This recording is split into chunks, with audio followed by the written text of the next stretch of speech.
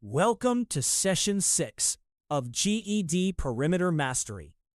Everything so far had straight sides you could add. A circle has none, so it gets its own vocabulary and its own constant. 3 quantities organize every circle problem. The radius, r, runs from the center out to the circle. The diameter, d, runs all the way across, through the center. And the circumference, c, is the distance around. That's just the circle's word for perimeter. Learn to spot which one you've been handed. Here's the relationship everything else depends on. Lay 2 radii end to end through the center, and they span the circle exactly. So the diameter is 2 times the radius. Turn it around, and the radius is the diameter over 2. The diameter is the long way across. The radius is only half that. Let's move between them. If a circle has diameter 10 centimeters, the radius is 5. If a circle has radius 7, the diameter is 14. Halve to go down, double to go up. Getting this step right is what makes every later circle calculation work. Careful with this one. A segment from the center to the rim is a radius. A segment straight across through the center is a diameter.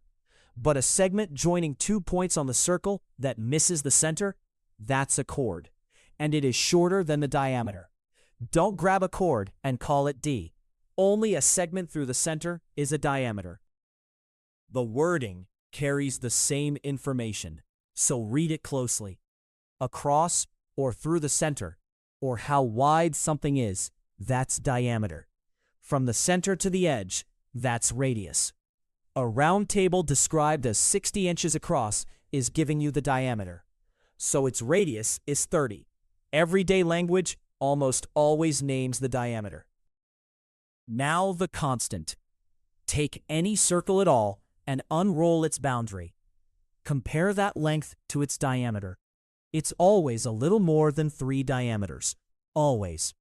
Every circle in the universe, the same ratio. We call that ratio pi. C divided by d equals pi, approximately 3.14. And that gives you a free estimate. Circumference is roughly 3 diameters. So a circle with diameter 10 should have circumference a little more than 30. Do that before you calculate. If your answer comes out at 78 or at 5, you've caught the error yourself.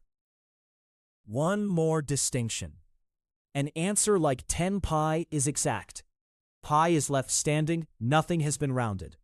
Swap in 3.14 and you get 31.4, an approximation.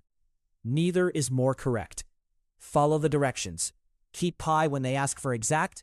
Use the decimal when they ask for 1. And finally, the trap that costs the most points. Circumference measures a boundary, so its unit is linear, plain centimeters. Area measures the inside, so it uses pi r squared and square centimeters. See that exponent? It belongs to area, because area multiplies 2 dimensions. It never appears in a circumference formula. If you squared something, you left the boundary. Your turn. A circle has a diameter of 16 centimeters. What's the radius? Take a second. The radius is half the diameter. 16 divided by 2 is 8 centimeters. And a quick sanity check. The radius must be smaller than the diameter. 8 is. Let's recap. Radius to the center, diameter across it, circumference around it. D equals 2r, and r equals d over 2. A chord that misses the center is not the diameter. Everyday words like across and wide mean diameter. Pi is c over d, a little more than 3, and the squared exponent belongs to area. Excellent work on Session 6. You've got the vocabulary and the constant. Next up, circumference calculated.